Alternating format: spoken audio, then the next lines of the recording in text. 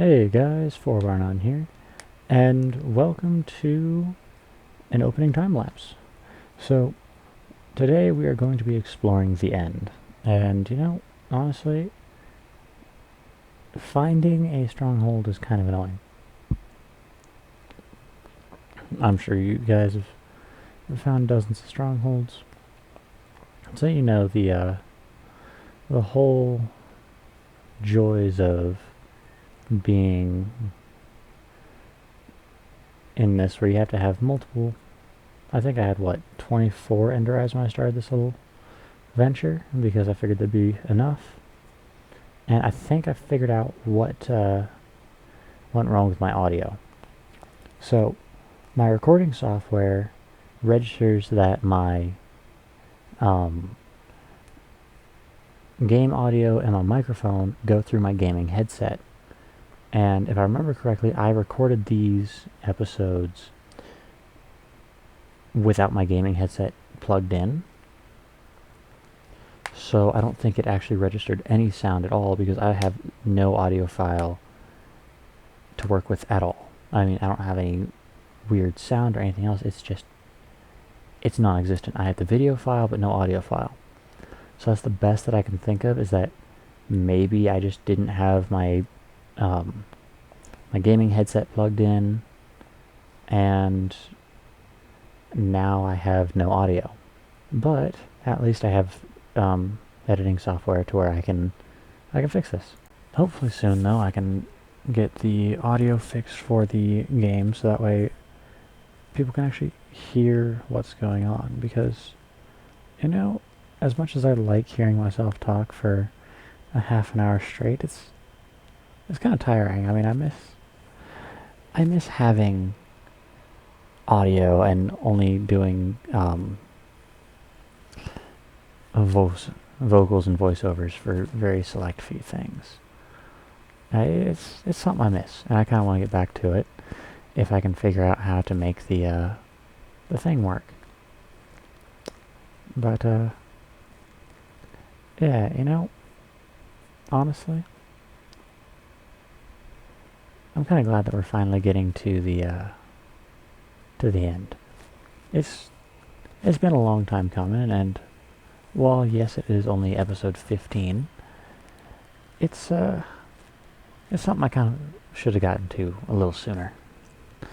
We need wings, we need shulker boxes, we need all that kind of fun stuff that you can only get in the end game. I mean,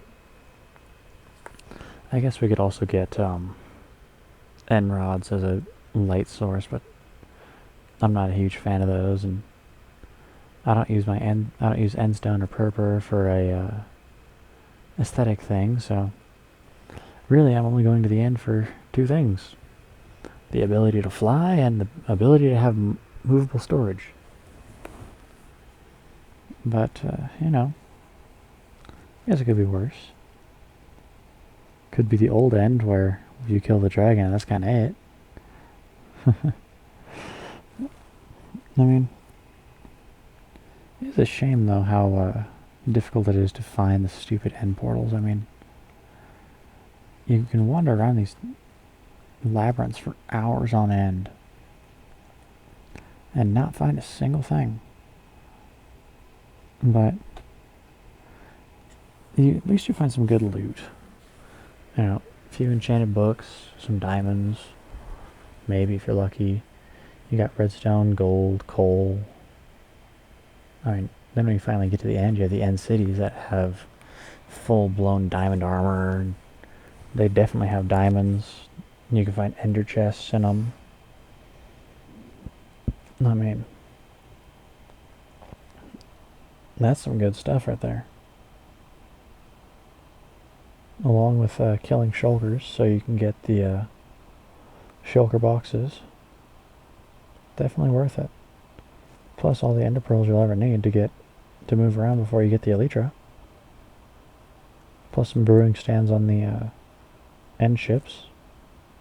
I mean, all in all, I would say that the end is probably the least. I mean, after you kill the ender dragon, I'd say the end is probably the least dangerous of the 3 different dimensions you have in the game, because unless you aggro an Enderman, they're going to leave you alone.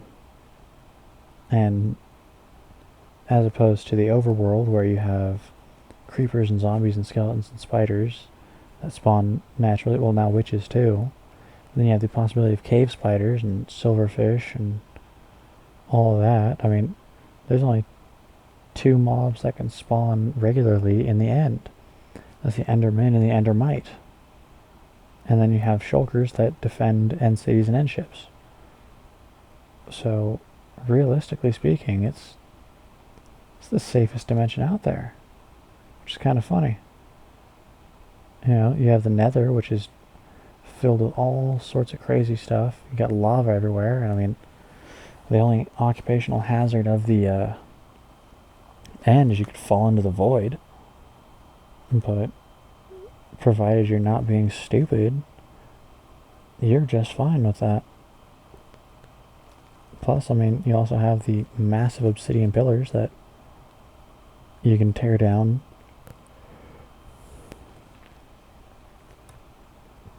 But yeah, I want to know what 1.17 is going to hold, because I haven't seen any update logs or anything talk about 1.17. And I know 1.16.2 just recently came out this week. I want to say 3 days ago, maybe? But I've already heard talk of 1.17 coming out soon. And I'm curious, you know, what's that going to have? Is it going to be the cave update everybody wants? Is it going to be an update to something kind of trivial? You know, we're probably not going to have another redstone update for a good while. We're definitely not having a villager update for a while, because I think it was 1.15 was the village and pillage update. Or was that 14? But either way, no, 15 was the exploration update, so yeah. It had to be 14, that was the village and pillage. So everything fun just recently got done. So will caves finally get the love that they deserve? And if they do, will we have to restart? Because I can't reset the overworld. But you know, hey, that's gonna be something interesting to see. I mean, at least with the Nether update, I was able to reset the Nether, so I didn't have to reset the whole. I didn't have to get a brand new world. I didn't have to do all that fun stuff. But if they actually add something stupidly crazy to the overworld, it's going to be interesting to see how I can work that into this current world. Because we have so much stuff already done. I mean, I guess the realistic answer would be just use the Nether. And I mean, that's definitely an option. You know, since we have access to the Nether, we have access to the Nether roof. We could always just make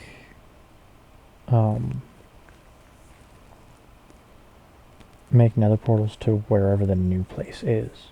So if there's, you know, new caves or whatever, if it is the cave update, let's just say it's that, I can always go outside of where I've explored, find these new caves, and then I can set up another portal to it. Or, for example, with I could always use this Nether portal and go a couple chunks out, and then problem solved. We have a brand new area. Because honestly, unless I'm going to the end, I'm not going to come to this area. It's too far out of the way. Even by Nether standards, I mean, it's just so far out of the way. It's not okay. I mean, realistically, it'd be great to have all of our major farms and things that are farther away from the base, just get all connected up with end portal or nether portals, because what was it? 8 blocks in the nether, or 8 blocks in the overworld is 1 block in the nether. So realistically, you can get all this stuff relatively close. So, I mean, it's nice to have a bit of a nether hub.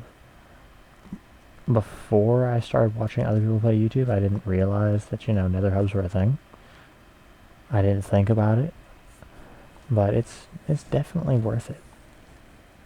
Especially if you can make a safe-ish way to link everything up. I mean, I definitely need to secure the Guardian Farm portal. And that's gonna be pain, honestly. I mean, there's magma cubes everywhere, so I'm gonna need to make something that's aesthetically pleasing. I'm probably just going to put up some basalt around it, so it'll be relatively nice, and the bigger magma cubes can't get to me. And then I'll just have to deal with the smaller ones, because the small ones don't really hurt. Even the medium-sized ones don't really hurt. It's only the big ones that I really have problems with. And I can always put some basalt on the back of the portal, so even if they are attacking me, they don't knock me off or anything else crazy like that. Because, honestly, I've had that happen countless times, and it's enough to drive you crazy.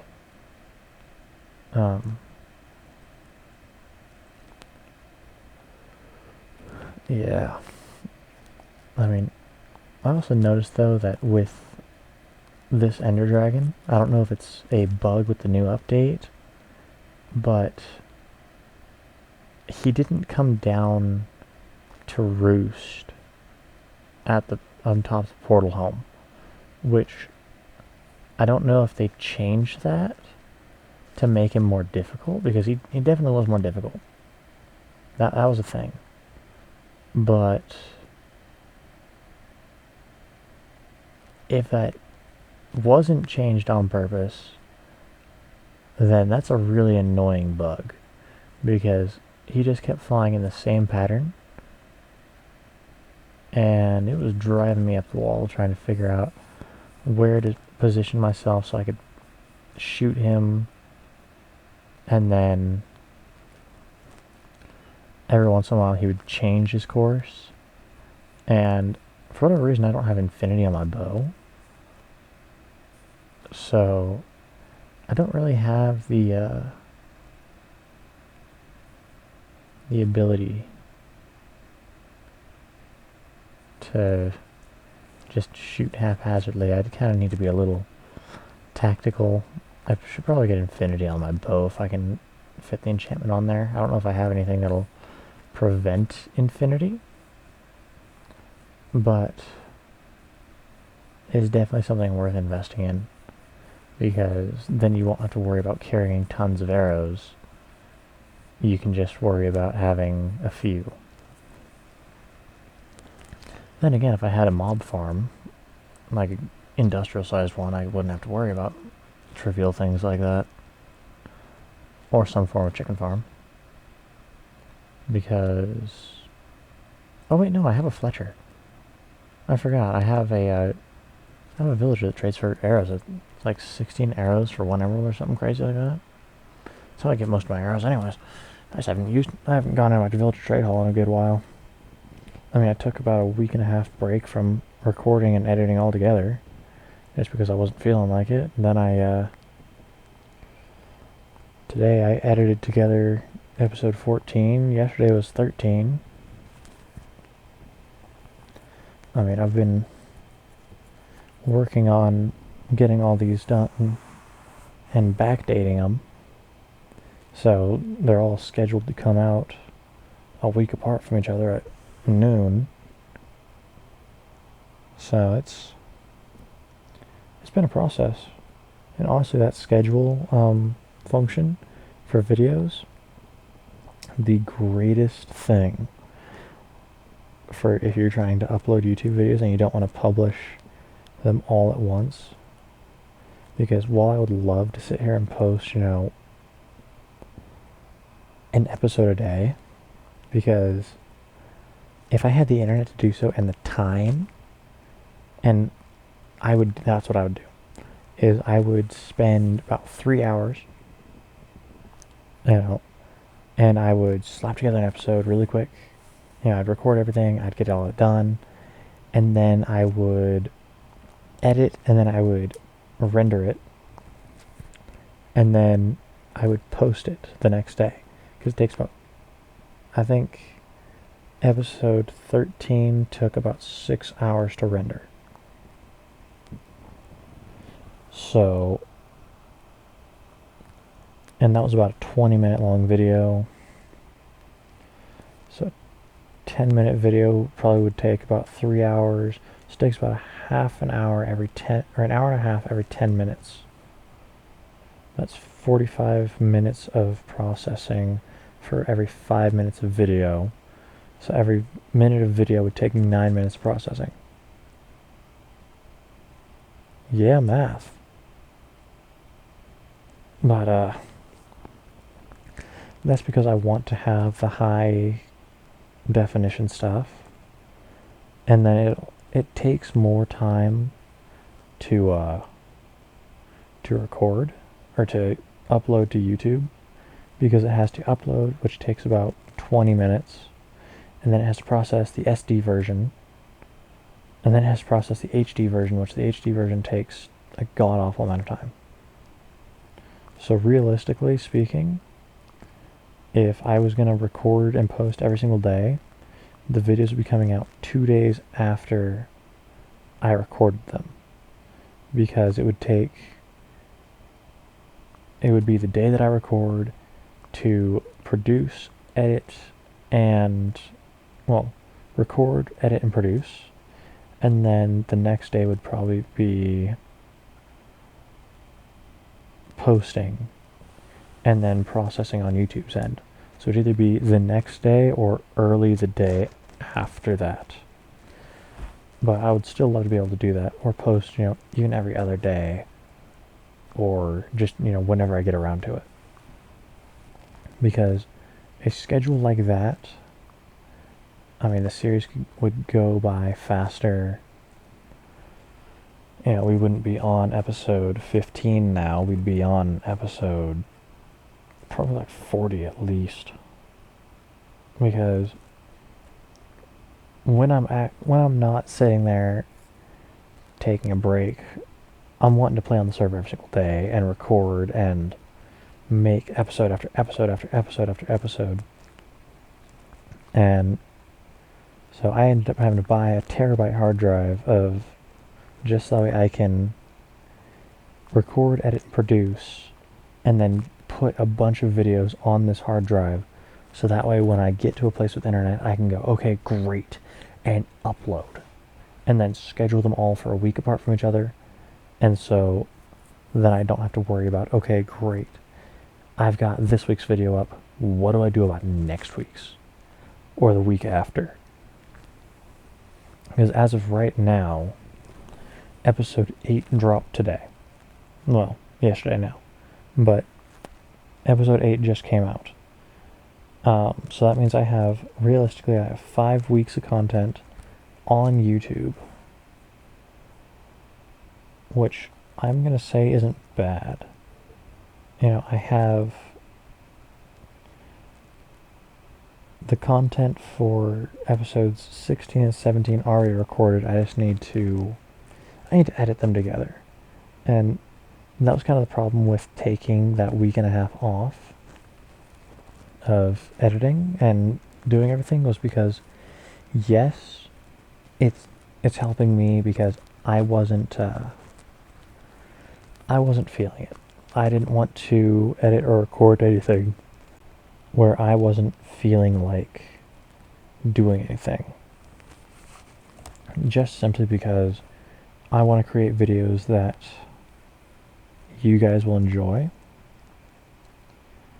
and I feel like if I force myself into making content, that's going to bring down the quality of the content. Um, then again, I'm not really sure how much how good they are. I haven't really heard much feedback on them, but I'm gonna assume because I keep getting views, somebody likes my videos. So feel free to drop in the comments what you guys think, and what should we do now that we've beaten the Ender Dragon? I mean, what do you guys want to see? I mean, I want to make more farms. I want to do things like that. But what would you guys like to see in this? Now that we've beaten the end, we've conquered the, we've now secured a good stronghold in the Nether. I mean, what's sounding like fun? You know, we definitely need to we need to make we need to finish out our city. We need to get everybody back on the server. We need to have Mom finish her base. We need to have Hamilton get on and finish his house. But, well, actually I think his house is finished, but I'm sure he has some projects he'd like to finish. But we definitely need to get Mom back on so she can finish out her house. Just because I don't know what's going to happen with the 1.17 update. You know, it's not, I don't think 1.16 is going to be like update 1.7, where it went 0.1, 0.2, 0.3, all the way up to 0.10. I think it finally was when they finally went to 8.1. But, and I mean, that was ridiculous when they got to 1.7.10, and they still hadn't updated to 1.8. I mean, I'm really hoping 1.16 doesn't do that, because while I know that making new content and things like that take time and they don't want to drain Minecraft of its possibilities, having that many updates to where you go to 0.10 is pretty insane. But as for series that are possibly in the works, I want to do a modded series. But I don't know how well it's going to be in the newer versions. Because I haven't seen a lot of the mods that I like to play with in these newer versions. So that's another question for you guys is, would you guys be up for watching a modded series in an older version? Or are you of the mindset of it's the newest version or nothing? Because I have a fully set up mod pack for 1.7.10. It's got, I want to say, around about 200 mods, and there's a lot we could do with it. And I mean a lot.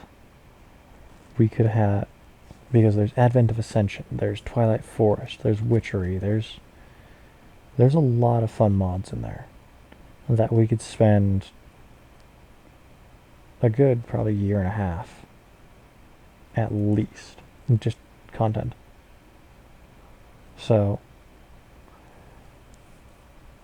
but if that's not something you guys are interested in for a 1.7, then I guess we'll have to find mods for 1.16 and 1.17 and the newer versions.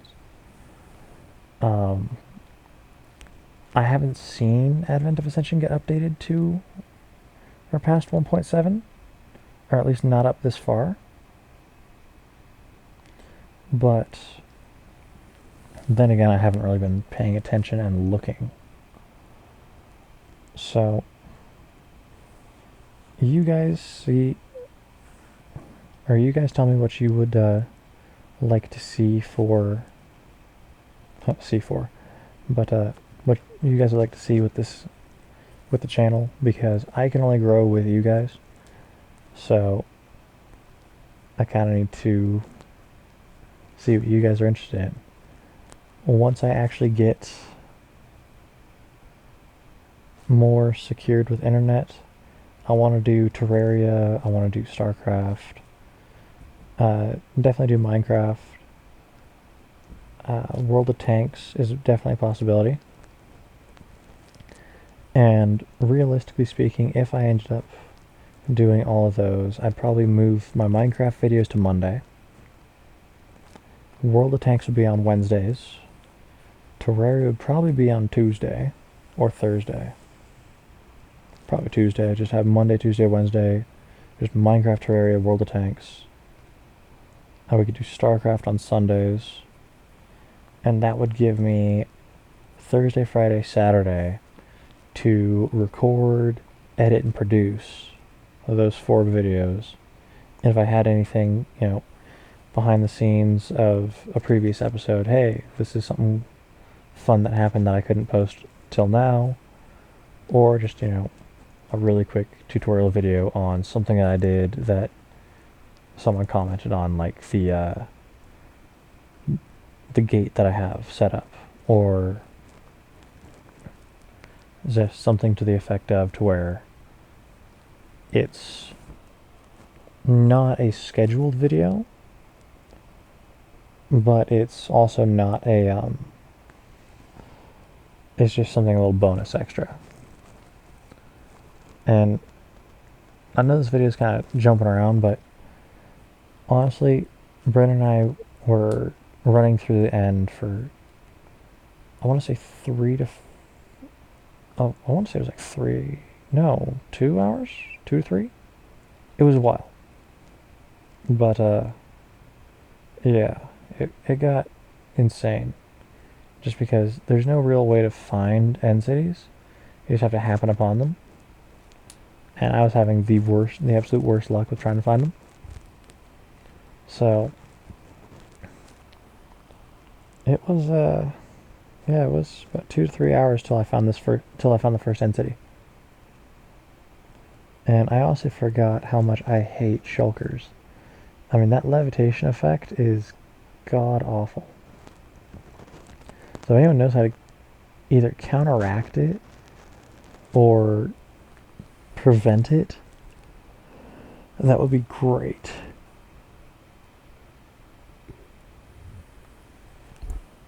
I mean, I guess I could always try a slow fall potion and see how that works. I mean, I remember in in 1.15, I think it was, if you activated your Elytra while you had levitation, you'd fly down. But I tried that once I got Elytra now, and it's not, didn't work for me. Then I was spamming the jump button, which ironically for me is no longer the spacebar.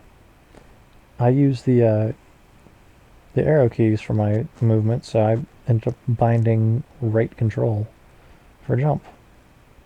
Because, I'm weird like that, and I don't use WASD. But, at least with, now that we've gotten an end city, it will be a lot better for our storage system, because now we won't have to have 5 boxes or 5 double chests of cobblestone, 3 double chests of grass, and everything else. We can just sit there and go, okay, great. Consolidate everything into shulker boxes that is bulk storage, and move on with life. I mean, it's a pain in the neck, honestly, trying to get everything done, but it's definitely worth it. And I know in a couple of my videos I've used commands. The only commands I'm trying to use for this is the slash TP in very rare occasions, like, we get lost because certain computers, for whatever reason, don't allow the F3 screen to be pulled up. So it's almost impossible to find somebody. And other than that, I use a command from a data pack. It's for finding light levels. And that's just a time saver because otherwise I'm going to have to sit there. I'm going to have to have my F3 screen up. I'm going to have to run around. I have to go, okay, great. This is all good. This is all good. It's just easier to type in slash trigger light level wide. And then in a wider area around me, it'll show where mobs can spawn. And so if you guys don't want me using the TP command, I completely get that, and I will stop using it. But as for that, I mean, that's really the only things that you call cheats that we do. I mean, I'm definitely happy with the light level finder. It doesn't work though during the day because it does register the daytime light, which is kind of interesting. But it does look for the highest light level in the area. So it's a thing trying to get it all figured out. And I do want to work more on the wall, but I think for my for the purposes of just the channel, I'm not going to be making any more dedicated wall episodes. I might do it as some filler content, maybe. Other than that, I'm going to be I'll be working on it slowly but surely offline. And the reason for that is the other 3 sides of the wall are going to require ungodly amounts of terraforming. And I'm also going to have to figure out how I want to move the wall around the terrain. But that's all I have time for today. Thank you guys for watching. Don't forget to like, subscribe, comment, all that fun stuff. I really appreciate all the support and all the everything. And I will see you guys in the next one. Goodbye.